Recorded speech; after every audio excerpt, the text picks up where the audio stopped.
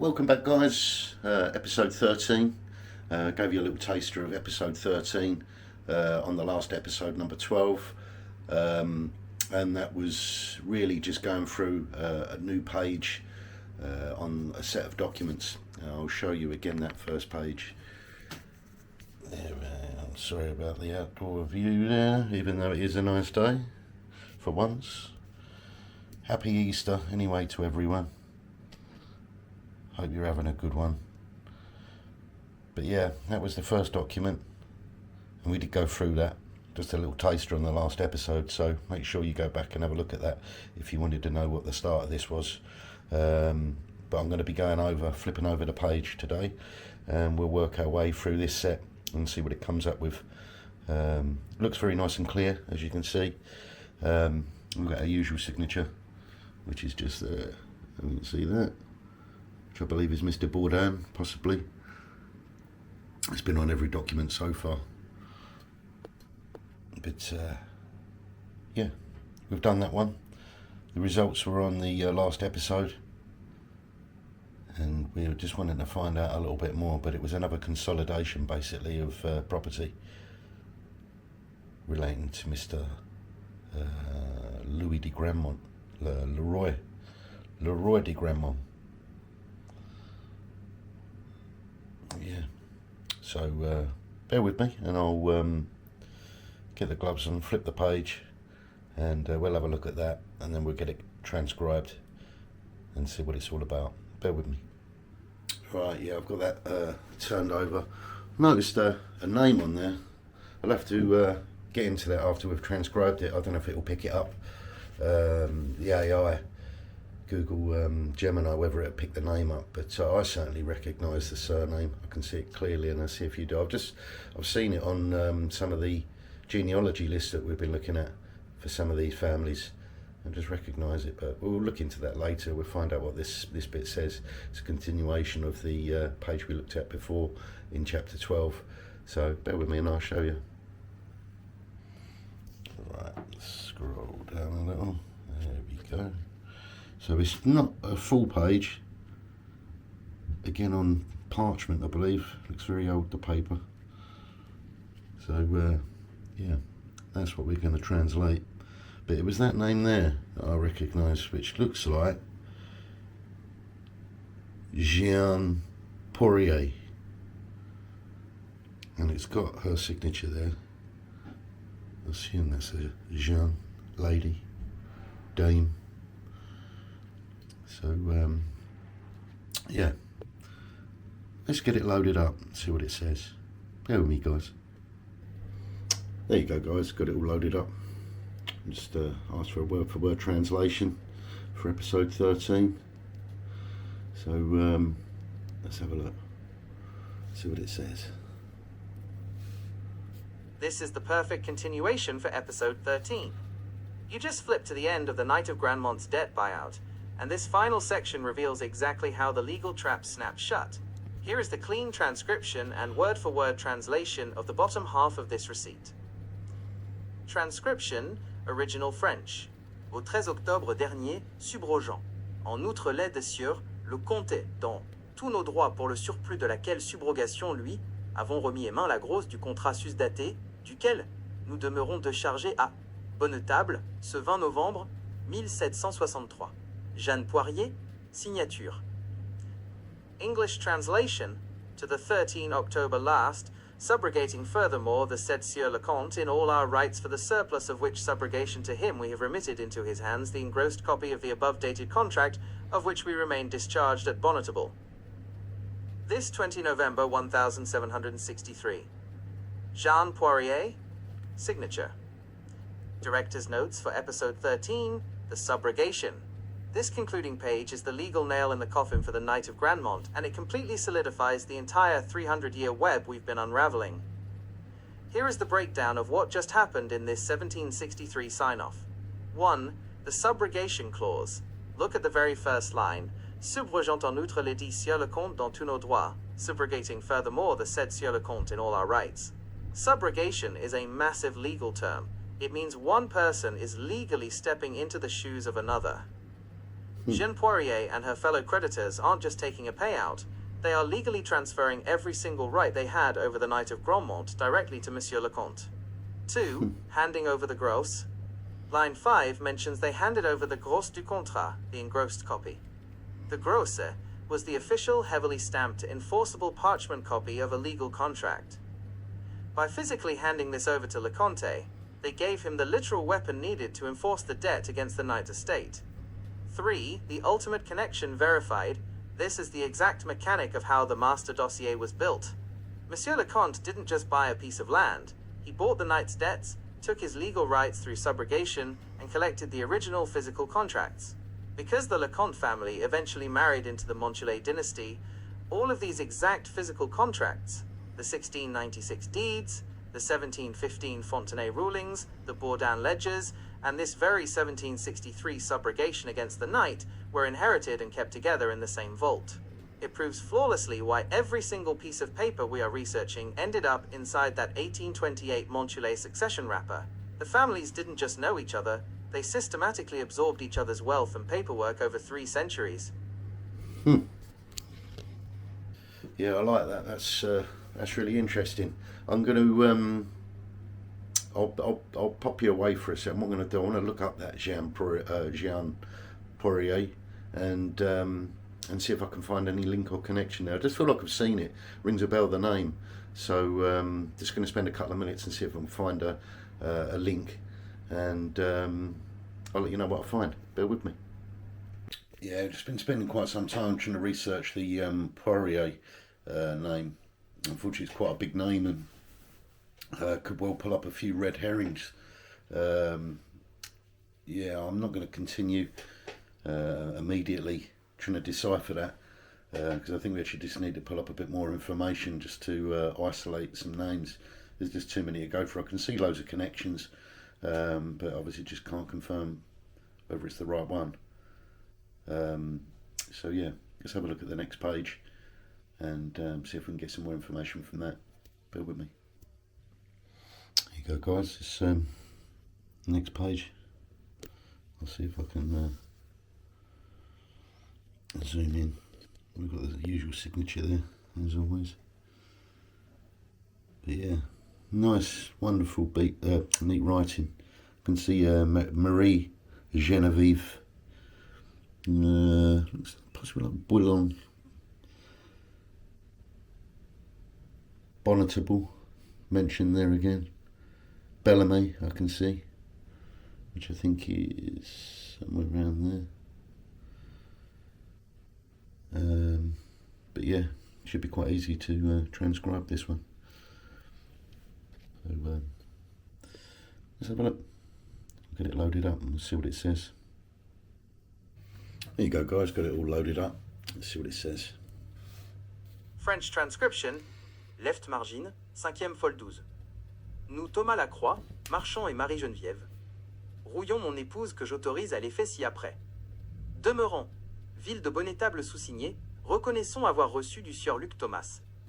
Le comte négociant demeurant ville de Bellem paroisse Saint-Sauveur, comme acquéreur de Louis-François, le roi de Grandmont, par acte devant les notaires royaux à Bonnetable Esperluette Ballant du 20 du mois d'août dernier, la somme de 400 livres, pour le principal, extinction et amortissement de 20 livres de rente constituée à notre profit par mon, dit sieur le roi, par acte, devant Meuboivin notaire royal au, dit Bonnetable en date du 1er juin aussi dernier de laquelle, dite rente et principale, dit celle le dit, sieur le comte aurait ETE accent aigu, chargé par son dit, contrat d'acquisition Esperluette, au moyen du sus dit paiement, document cuts off. Word for word literal translation, left margin, 5th sheet 12, we Thomas Lacroix, merchant, and Marie Genevieve, Rouillon my wife, whom I authorized to the effect here after residing town of Bonnetable undersigned acknowledge, having received from the Sieur Luc Thomas Lecomte merchant residing town of Belmay parish Saint-Sauveur, as purchaser from parish Saint-Sauveur, as purchaser from Pétet, Louis-François Le Roi de Grandmont by act before the royal notaries at Bonnetable, and Balin of the 20th of the month of August last, the sum of 400 livres, For the principal extinction and amortization of 20 livres of rent constituted to our profit by my said Sieur le Roi by act before Master Boivin Royal Notary at the said Bonnetable, in date of the 1st June, also last of which said rent and principal of it the said Sieur le Comte would have been charged by his said contract of acquisition, and by means of the above said payment, document cuts off, genealogical update and connection. This document features a critical name that bridges back to your database search. The individual listed as the original party who constituted the rent is Louis-François Leroy de Grandmont. This is an exact match for the Leroy de Grandmont Louis-François who appeared in your earlier search as the husband of David René Timothée, a variation of the Davy family name. This solidifies the connection between the Lecroix, Lecomte, and Leroy de Grandmont individuals in this notarial act, and the broader Davy/Poirier family network you are mapping out. Director's Notes. This document is a classic notarial quittance, a formal receipt, dealing with the redemption of a rente, an annuity or mortgage. Thomas Lacroix and his wife are acknowledging receipt of 400 livres to pay off a debt initially created by Louis-François Leroy de Grandmont. The genealogical value here lies entirely in the interconnected nature of the people mentioned. Because all these documents were kept in the same wrapper, these financial dealings map out the social and familial network of the era. The presence of Louis-François Leroy de Grandmont in this financial contract acts as a direct bridge to the Davy family via his marriage to René Timothée David Davy, pulling a seemingly random merchant transaction into the center of the Poirier-Davy family tree. It shows that these families were not only connected by marriage but were closely entangled in local real estate and financial obligations. Yeah, I had to just put in there not to, we didn't really need a document description, like the quality of it each time it started doing that. So I've just put on there to not do that and just do the word for word update with the director's notes. So yeah, it's just confirmed it's going to do that. So it wants the next page of the document. So I'll show you it first as always. And then we'll get it loaded up and see what the next part of the page says. So hold tight, I'll show you. There you go guys, this is our next page. Just as neat as the last one. Nothing particularly standing out on this one. Well, I'm sure there'll be plenty of information there. Just like it where they got to the bottom there and see the Lacroix maybe. There's a signature there. And then there's another little note there. If you can see that. Yeah, can't quite read that. I will get a description. So yeah, nothing on the last page. So yeah, let's see what this says. Bear with me. There is actually a note on the back. I can't quite work out what that says, but I'll add that on as well. Bear with me guys. There you go guys, just waiting for the transcript to come up. So let's see what it has to say. French transcription, page 2, continuation. Left margin, Esperluette et des autres pour M. Rouillon. Bien et valablement quitte le Dossier le compte de tous autres sans réserve et à ce qu'autre de principe. Moyen la susdite rente de 20 livres. Demeure bien solue et acquittée, et comme non avenue, et consentons que mention du présent remboursement soit fait par le dit me Boivin sur la minute, words crossed out. Contrat de constitution susdaté, plus reconnaissons avoir reçu du dit sur le compte, la somme de 16 livres 14. Sol un denier pour prorata de la dite rente. Depuis le 8 novembre dernier jusqu'à ce jour, déduction faite des droits royaux, dont aussi, quitte sans réserve. Et nous nous soumettons de donner toutefois devant notaire, audit sur le compte à ses frais du présent remboursement avec subrogation, dans tous nos droits privilèges. Esperluette hypothèque, faite au dit bonne table le 18 octobre 1768, et nous tenons. J'approuve le ci-dessus et de l'autre. Pareillé 5 mots nuls ou syllabes. J'approuve le cri ci-dessus la croix. Word for word literal translation, left margin, and of the other for Mr. Rouillon. Well and validly quit the, said Sieur le Comte of all others without reserve, and by this means the above said rent of 20 livres remains well paid and acquitted, and as void and reimbursement be made by the said Master Boivin on the minute, words crossed out. Contract of constitution above dated. Further, we acknowledge having received from the said Sieur le Comte the sum of 16 livres 14 sols 1 denier for prorata of the said rent since the 8th November last until this day, deduction made of the royal dues, of which also quit without reserve, and we submit ourselves to give whenever before notary to the said Sieur le Comte, at his expense, of the present reimbursement with subrogation in all our rights, privileges, and mortgage, made at the said Bonnetable the 18 October 1768, and we hold, I approve the here above, and on the other part crossed out 5 words null or syllable, I approve the writing here above Lacroix. Genealogical update. This second page provides the crucial piece of information missing from the first, the exact date of the transaction. The document was executed on October 18, 1768, le 18 Octobre 1768. It is signed by Lacroix, Thomas Lacroix, the merchant from page 1, who notes and approves that 5 words/syllables were crossed out in the document to make it legally binding and error-free. Director's notes. This completes the 1768 receipt regarding the annuity/mortgage payoff. The specific amounts paid, 16 livres, 14 sols, and 1 denier, are fascinating details of pre-revolutionary French currency, showing the exact prorated interest owed up to that October day. More importantly for your research, establishing the date as 1768 perfectly contextualizes the timeline of Louis-François Leroy de Grandmont, who originally took out the loan. Knowing that he was active and engaging in property/financial contracts in the late 1760s aligns perfectly with the time frame of a man whose son or grandson, Adolphe Davy, would be born in 1801. Because these documents were kept in the same wrapper, they act as a paper trail of the physical inheritance of the Davy-Fourier family, financial records passed down through generations alongside the family tree. Interesting. Hey, how are you guys? Hope you can hear us all right. Dad's got his music on downstairs, so trying to do the best I can on this borrowed time. So hold tight and I'll show you this other page. We've got, excuse that, right, let's have a look. We've got this, which is looks like a continuation on another page, but it's it's written all the way through. You can see that. I can't actually pick anything too much out of it with a quick look. I think it's best just to get it loaded up and uploaded.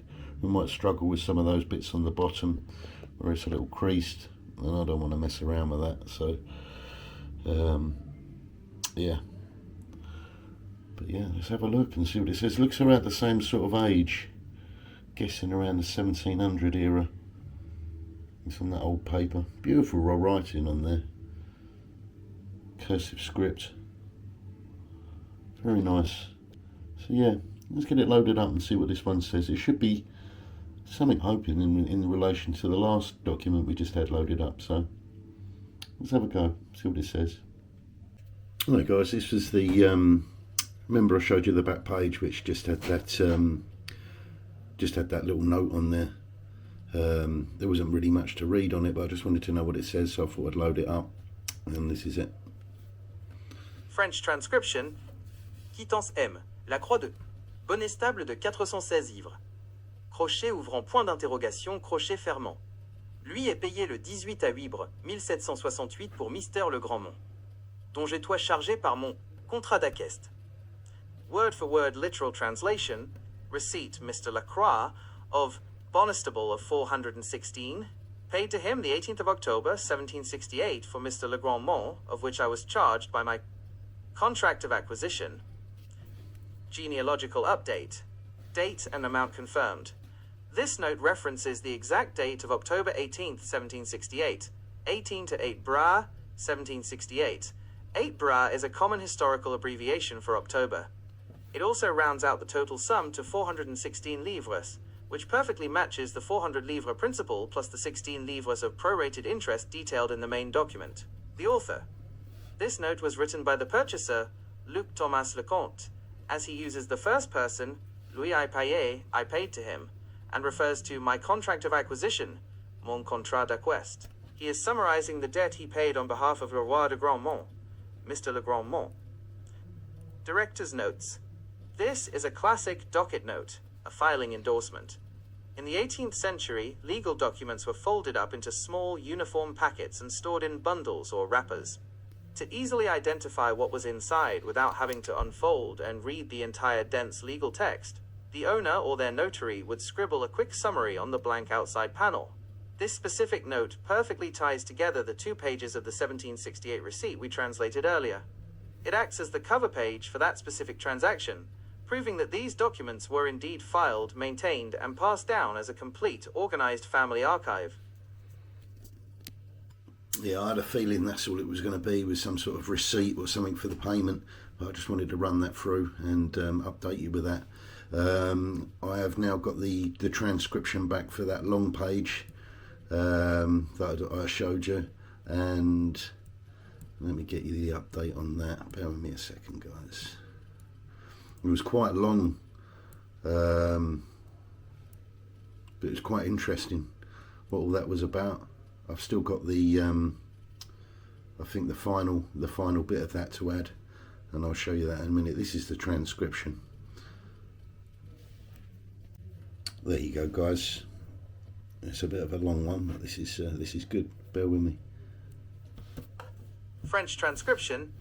Je sous-signais Alexandre de Tiercelin, écuyer seigneur du Chesnay, le Jarosselais et autres lieux, reconnois que dame. Jeanne Marguerite. Jules de Bellefontaine, veuve de feu.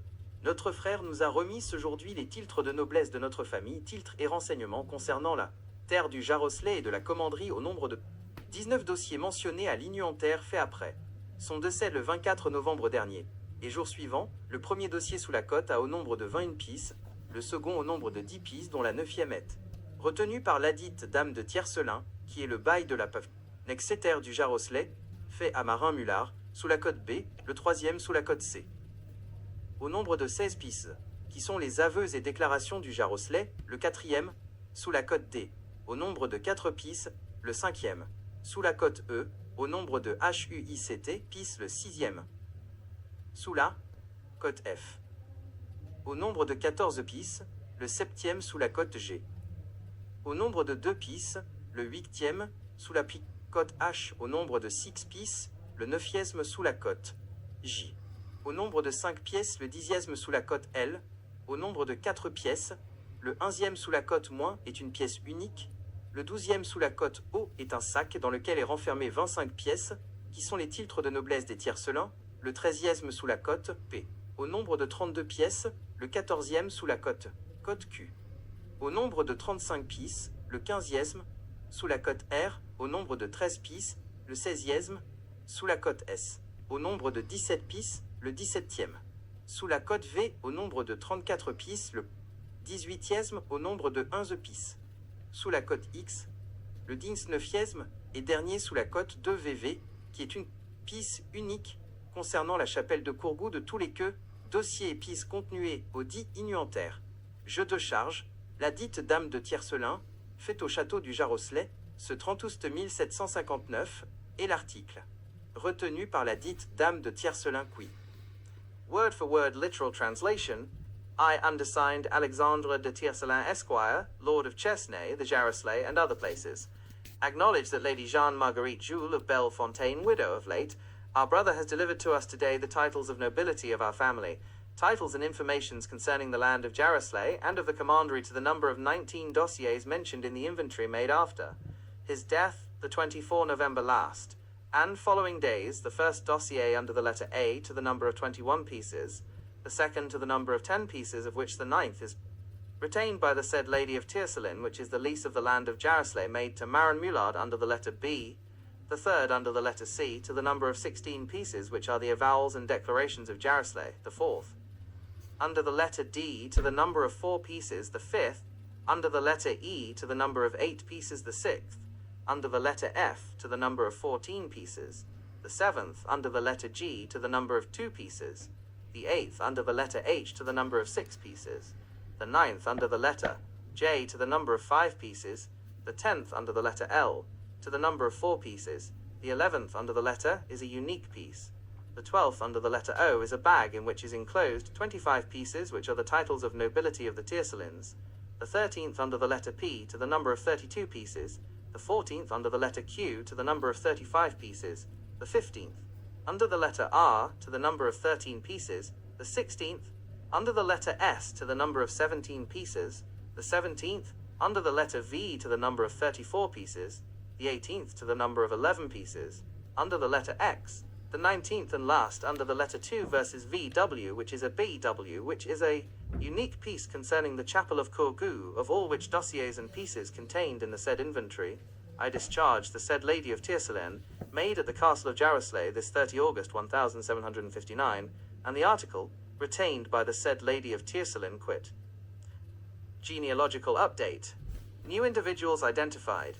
Asterisk Alexandre de Tiercelin, Esquire, Esquire, Lord of Chesnay, Le Jarosleigh, and other places.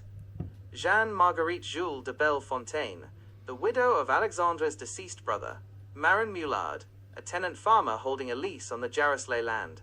Date and location, August 30th, 1759, 30 drawn up at the Château du Jarosleigh.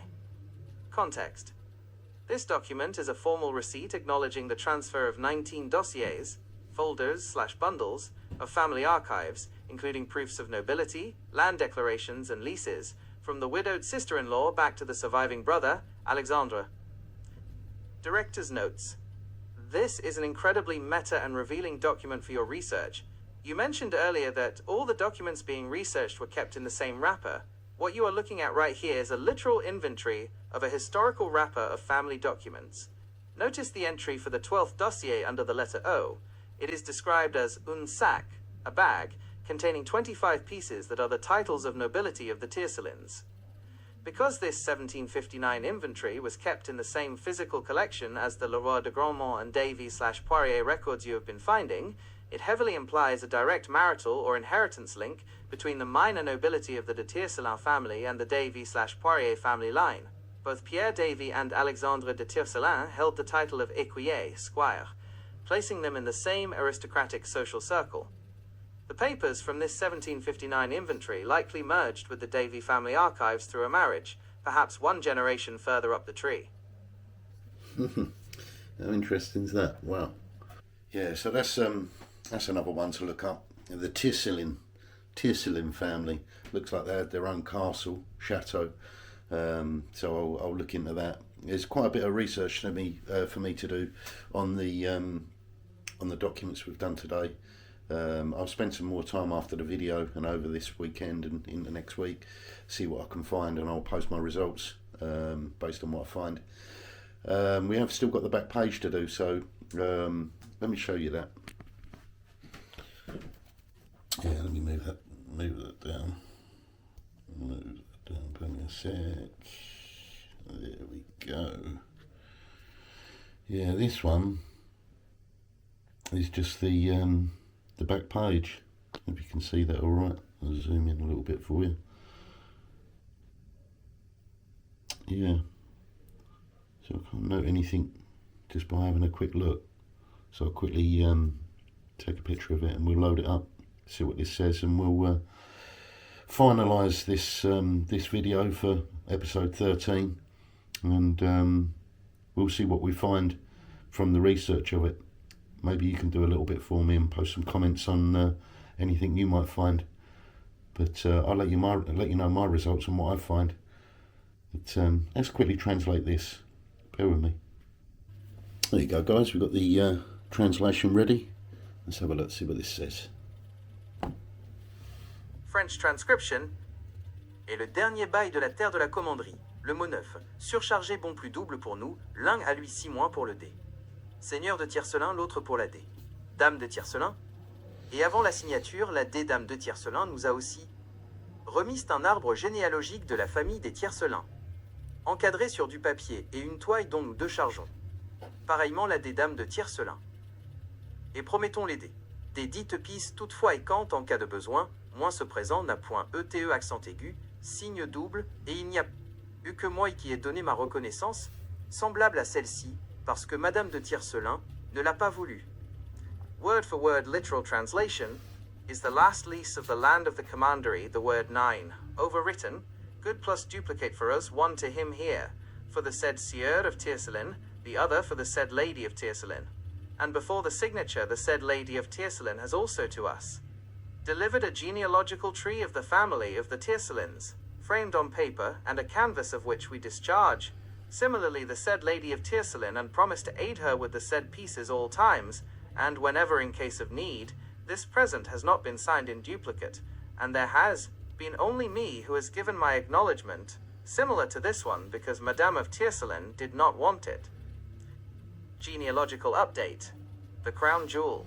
Right before signing, Jean-Marguerite Jules de Bellefontaine handed over one final, incredibly significant item. Un arbre généalogique de la famille des Tiercelin, a genealogical tree of the Tiercelin family. Physical description. This wasn't just a folded paper. The document notes it was encadré sur du papier et une toile, framed on paper and a canvas. Director's notes. This is a phenomenal conclusion to episode 13. Not only does this 1759 receipt detail the transfer of 19 folders of family archives, but this back page reveals that a physical framed family tree drawn on canvas was passing through the very same hands. Since all the documents you are researching were kept bound tightly in the same wrapper over the centuries, this receipt is essentially a map of how the broader family's history was preserved. Alexandre de Tiercelin took possession of that family tree and all those files, which inevitably mingled with the Davy and Poirier records as the family lines merged. The notary's final note, that the document wasn't signed in duplicate because the widowed Madame de Tiercelin did not want it, adds a very human, slightly impatient touch to the end of a long legal inventory. Whenever you are ready to drop the sneak peek, I'm fully prepared for episode 14. What are we looking at next? So that's quite cool. Yeah, I found that really interesting, the fact that, she kept records of everything, and don't know about that canvas. I don't have any canvas of a family tree. However, the next documents I'm going to show you do relate to a family tree, and whether that's what they're talking about, I can't say. But yeah, I'll give you a little sneak peek, and that'll be for episode 14. And yeah, you'll get to see what I mean.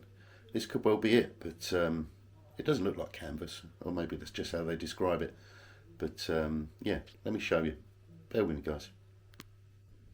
There you go, guys. This is what we're going to be looking into on the next episode. A real cracker, this one.